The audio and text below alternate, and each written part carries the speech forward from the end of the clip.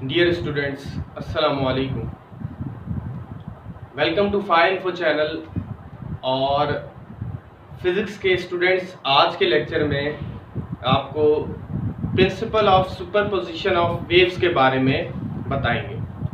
तो आज जो है वो वेव चैप्टर का ये टॉपिक है और सुपरपोजिशन ऑफ वेव भी इसको कहा जाता है। तो सुपरपोजिशन ऑफ वेव्स जो है किसे कहते हैं, इसको हम देखते हैं। आज का हमारा टॉपिक है, इसके बारे में आज डिस्कस करेंगे।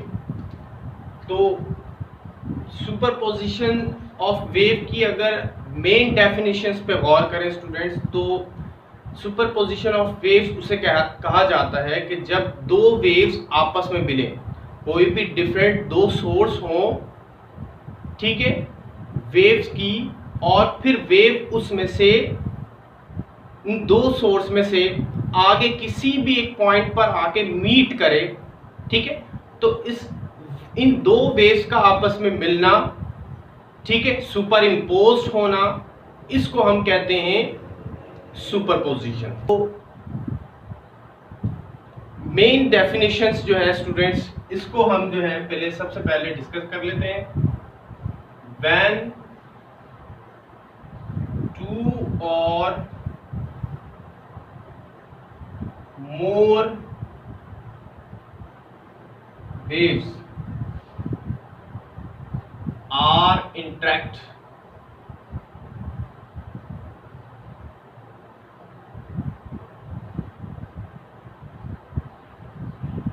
at a point, the net displacement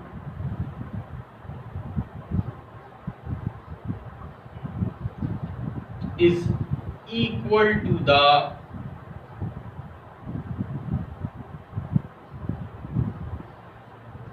vector sum of all individual waves।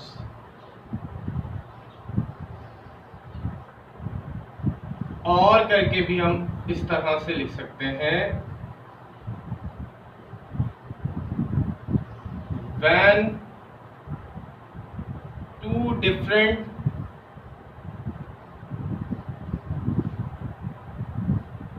sources are disturbance two waves, superposition of waves।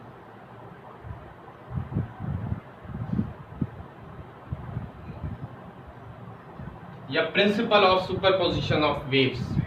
तो स्टूडेंट्स, मेन डेफिनेशन तो आपने देख ली। स्टूडेंट्स, सुपरपोजिशन ऑफ वेव में जो नेट डिस्प्लेसमेंट होता है, जो टोटल डिस्प्लेसमेंट होता है, ये बराबर होता है सम ऑफ ऑल इंडिविजुअल डिस्प्लेसमेंट के। यानी कि जो स्मॉलेस्ट डिस्प्लेसमेंट है वेव्स के, जो वेव्स जो है वो डिफरेंट सोर्स से मूव कर रही हैं और किसी एक पॉइंट पर आ रही हैं, उनके जो समअप है, उनके डिस्प्लेसमेंट का जो समअप है, वो समअप जो है वो नेट डिस्प्लेसमेंट बन जाता है और रिजल्टेंट हमें एक जो है लार्ज डिस्प्लेसमेंट मिलता है। अब इसको अगर डिमॉन्स्ट्रेशंस फॉर्म में अगर हम देखें, तो यहाँ पर हमारे पास दो जो है वो टाइप के रॉक है। यहाँ से एक स्ट्रिंग को फिक्स किया हुआ है और एक वेव जनरेट होता है, ठीक है। एक वेव पल्स जनरेट करवाते हैं हम एक लेफ्ट साइड से वेव पल्स को जनरेट करवाया है, और ये वेव पल्स जो है वो आगे जाके मूव करेगा, ठीक है। अब इसी सेम स्ट्रिंग के अंदर एक और वेव जनरेट हो रहा है, ठीक है। वेव पल्स जनरेट हो रहा है, लेकिन ये राइट साइड से एक और अगर पल्स जनरेट हो रहा है, ठीक है, और वो ट्रेवल कर रहा है इस पल्स के अगेंस्ट। अब होगा क्या कि ये दोनों पल्स जो है ये इनके कुछ डिस्प्लेसमेंट है, ठीक है। अब ये किसी एक पॉइंट पर यहां पे आके पी पॉइंट इसको हम क्या देते हैं, यहां पे ये दोनों पल्स जो है वो मीट करेंगे, ठीक है, सुपर इम्पोज्ड होंगे। अब फिर क्या होगा कि जो नेट डिस्प्लेसमेंट है वो हमें डबल होकर मिलेगा, यानी कि उसका सम अप होकर मिलेगा। कैसे? अब यहां पर एक और डायग्राम बनाते हैं। अब यहां पर ये ऐसे और यहां से भी ये ऐसे जो है वो आप कह लें ये दोनों वेव पल्स एक जगह पर पी पॉइंट पर, ये यहां पर हम इसको ले लेते हैं पी पॉइंट है, पी पॉइंट पर जाके ये मीट करेंगे। अब आप देख सकते हैं नेट डिस्प्लेसमेंट बढ़ गया है। कैसे कि y से अगर लेट सपोज कि हम अगर नेट डिस्प्लेसमेंट को रिप्रेजेंट करवाते हैं तो ये y1 हो गया, इसका डिस्प्लेसमेंट हो गया y1 और इसका डिस्प्लेसमेंट हो गया y2, दो डिस्प्लेसमेंट। अब इसका सम अप हो जाएगा दोनों का और जो नेट डिस्प्लेसमेंट होगा वो हमें मिल जाएगा, ठीक है। अब नेट डिस्प्लेसमेंट में क्या मिलेगा students? Same frequency,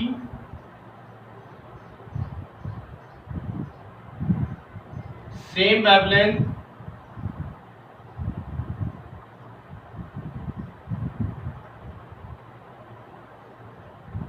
same frequency same wavelength, लेकिन जो एम्पलीट्यूड है वो बढ़ जाएगा। अब आप देख सकते हैं यहाँ पे एम्पलीट्यूड स्मॉलर है, लेकिन यहां पर इन दोनों का सम अप होके एम्पलीट्यूड बढ़ जाएगा।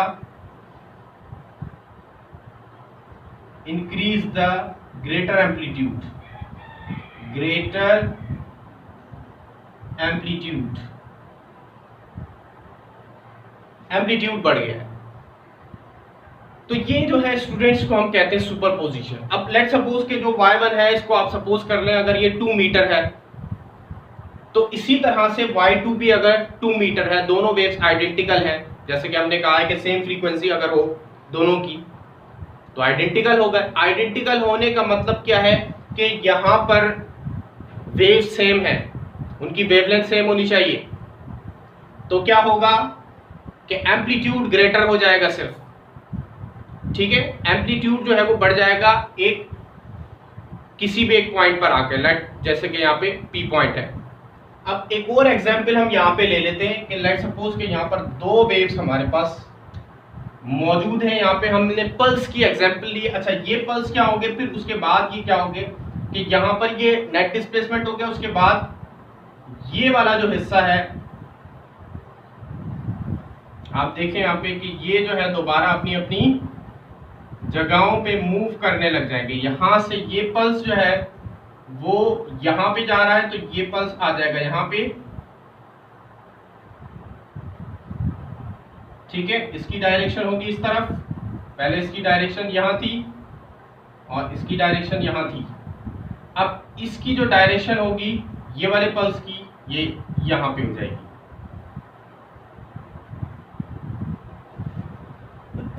अब आप देख सकते हैं कि ये वाला जो अब ये पी पॉइंट है, ये पॉइंट पी है और ये पल्स यहां जा रहा है। अब एक पॉइंट पे तो मिले जहां पर जो नेट डिस्प्लेसमेंट है वो बढ़ गया, लेकिन उससे आगे ये पल्स आगे चला गया और ये पल्स वहां से आगे चला गया, ठीक है स्टूडेंट्स।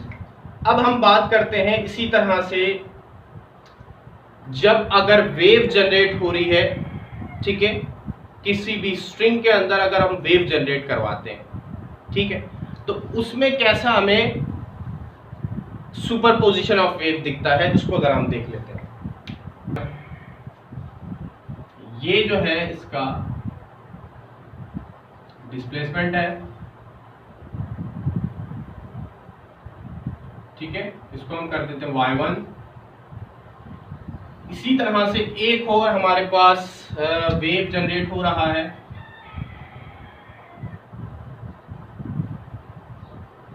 इसको भी आप कह सकते हैं कि सेम फ्रीक्वेंसी है, ठीक है। फ्रीक्वेंसी अगर सेम होगी तो अब क्या होगा कि जो नेट डिस्प्लेसमेंट है वो बढ़ जाएगा। अब ये दोनों एक पॉइंट पर आके मीट करेंगे। अब लेट्स सपोज ये मीट करते हुए मैं आपको दिखा देता हूं कि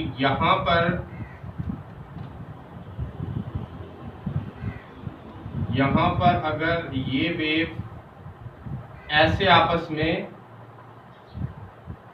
मीट कर रही हैं,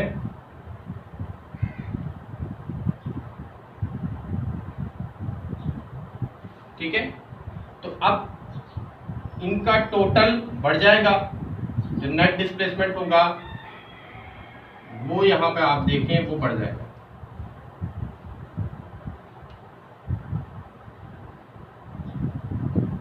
अब आप देखें कि जो नेट डिस्प्लेसमेंट है एम्पलीट्यूड जो है वो बढ़ गया है। इससे भी रिप्रेजेंट करवा सकते हैं रिजल्टेंट डिस्प्लेसमेंट, ये बराबर है displacement 1 wave displacement second wave.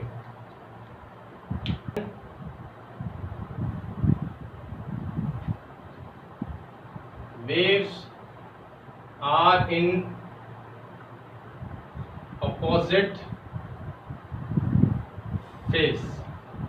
अगर अपोजिट फेज हो वेव का तो फिर हमें कैसा जो है वो डिस्प्लेसमेंट मिलता है, ठीक है। तो सबसे पहले वेव बनाएंगे हम इसी तरह से। ये पल्स है, यहां पे एक पल्स होगा, ऐसे इस तरफ मूव करेगा, और यहां का एक पल्स होगा वो ऐसे मूव करेगा, ठीक है। अब आप देख सकते हैं कि दोनों पल्स जो हैं ये अपोजिट फेज के अंदर है, ठीक है। ये पल्स इसकी डायरेक्शन यहाँ है, पी पॉइंट यहाँ है, यहाँ पे इनको मिलना है, ठीक है। ये पल्स डिफरेंट फेज के अंदर है लेकिन लाइन सेम है, सेम लाइन के अंदर है, ठीक है। अब ये पी पॉइंट पर आके मीट करेंगे, तो अब देखते हैं ये पी पॉइंट पे आके मीट करें, दोनों पल्स पी पॉइंट पर आकर, ये है पी पॉइंट, ठीक है। अब क्या होगा कि यहां पर ये जब मीट करेंगे आपस में, ये एक पल्स और ये सेकंड वाला, ठीक है। तो स्टूडेंट्स यहां पर अब इनके इफेक्ट जो है वो कैंसिल हो जाएंगे। अब यहां पर आप देख सकते हैं ये पल्स ऐसे जा रहा है, ठीक है, लेफ्ट टू राइट। ये पल्स राइट टू लेफ्ट आ रहा है लेकिन अपोजिट फेज है, यहां पे लिख देते हैं अपोजिट फेज, अपोजिट फेज है। तो अब उसके बाद क्या होगा कि जब ये पी पॉइंट पर आपस में मिलेंगे तो अब ये दोनों एक दूसरे के इफेक्ट को कैंसिल कर देंगे। ये दोनों एक दूसरे के इफेक्ट को कैंसिल कर देंगे। जो ऊपर वाला पल्स है वो नीचे वाला पल्स का जो इफेक्ट है उसको कैंसिल कर देगा। तो रिजल्टेंट वेव आपको क्या मिलेंगी, ये स्टूडेंट्स रिजल्टेंट वेव है, ये रिजल्टेंट वेव आपको मिलेगी। यानी कि डिस्प्लेसमेंट जो होगा स्टूडेंट्स ये हो जाएगा 0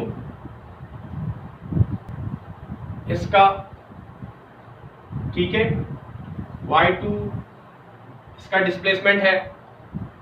अब अगर दोनों आइडेंटिकल हैं, वेव्स आइडेंटिकल है, लेकिन अपोजिट फेज के अंदर है। फिर हम क्या कर देंगे, y1 में से y2 को माइनस कर देंगे। वहां पे हमने ऐड किया था फर्स्ट वेव के अंदर जो सेम फेज में थे और सेम लाइन में थे, यहां पे हम माइनस कर देंगे। अगर वेव्स आइडेंटिकल है, लेट्स सपोज y1 बराबर है y2 के, तो रिजल्टेंट डिस्प्लेसमेंट आपको 0 मिलेगा। रिजल्टेंट डिस्प्लेसमेंट हो जाएगा स्टूडेंट 0। वेव को हमने जनरेट करवाया है,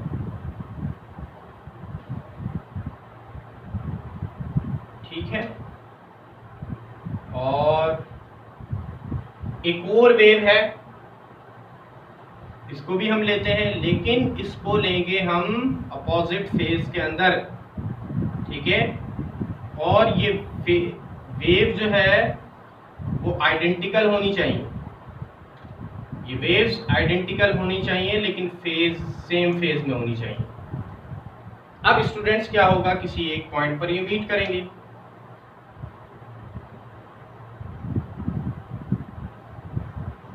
किसी एक पॉइंट पर ये मीट करेंगे। तो अब क्या होगा कि यहां से ये वेव इस तरह से और ये वेव इस तरह से आपस में मिलेंगी। तो की जो हम प्रॉपर्टीज हैं, मेन प्रॉपर्टीज, उसको हम प्रोग्रेसिव वेव्स के अंदर डिस्कस कर चुके हैं। अगर आपने वो वीडियो नहीं देखा तो डिस्क्रिप्शन में जाके प्रोग्रेसिव वेव्स फाइव इन्फो लिखें तो वो लेक्चर आपके सामने आ जाएगा, उसको देख लें, ताकि वेव की जो मेन प्रॉपर्टीज हैं वो आपके सामने आ जाए कि ऊपर वाले हिस्से जो है वेव का जो अपर पार्ट है उसको क्या कहा जाता है, उसको क्रस्ट कहा जाता है, और नीचे वाले हिस्से को जो लोअर पार्ट है, ठीक है, बिलो द वेव्स, ठीक है, इसको कहा जाता है ट्रफ। तो क्रस्ट और ट्रफ जो है इसको डिस्कस कर चुके हैं। अब जो है वो उस लेक्चर को आप काइंडली देख लें। अब यहाँ पे क्या होगा कि ये इफेक्ट स्टूडेंट्स कैंसिल हो रहे हैं। जब ये इफेक्ट कैंसिल हो जाएंगे तो अब यहाँ पे ये वेव स्टूडेंट्स इस तरह से हमें मिलेगा, यानी कि आप कह सकते हैं zero displacement, zero displacement. Net displacement क्या हो रहा है, जीरो हो रहा है, नेट डिस्प्लेसमेंट जीरो हो रहा है, ठीक है। तो यही हमने इससे पहले वाले डायग्राम में भी आपको बताया कि किस तरह से जब पल्स आपस में मिलते हैं और जब वो अपोजिट फेज के अंदर होते हैं। अपोजिट फेज मींस 180 डिग्री के फेज के अंदर होने चाहिए। 180 degree phase angle, phase angle 180 degree होने चाहिए स्टूडेंट्स। तो यहाँ पे डिस्प्लेसमेंट आपको क्या मिलता है, नेट डिस्प्लेसमेंट जीरो मिलता है, यानी कि वहां पे कोई वेव नहीं बनती, क्योंकि जो वेव्स होती हैं दोनों वेव वो सुपर इम्पोज्ड होके अपने इफेक्ट को कैंसिल कर देती हैं और नेट डिस्प्लेसमेंट जीरो मिलता है, ठीक है स्टूडेंट्स। तो ये जो है सुपर पोजिशन ऑफ वेव या principle of super position of waves के दो हिस्से, जिसमें हम दोनों डिफरेंट, एक सेम फेज के अंदर और एक अपोजिट फेज के अंदर दो वेव्स को आपस में इंटरेक्ट करवाते हैं, तो उसका असर क्या मिलता है, उसमें हमें रिजल्टेंट वेव्स क्या मिलता है, यही प्रिंसिपल है, ठीक है। जो नेट डिस्प्लेसमेंट होगा वो बराबर होगा सम ऑफ ऑल इंडिविजुअल वेव्स के, ठीक है। अब यहां पर तो दो वेव्स हैं, दो से ज्यादा भी हो सकती हैं, ठीक है स्टूडेंट्स। तो जो है इसको आप नोट कर लें अगर कुछ पॉइंट नोट डाउन करना हो। अब इसके बाद हम ये देखते हैं कि इसकी मैथमेटिकल डेरिवेशन कैसे होगी।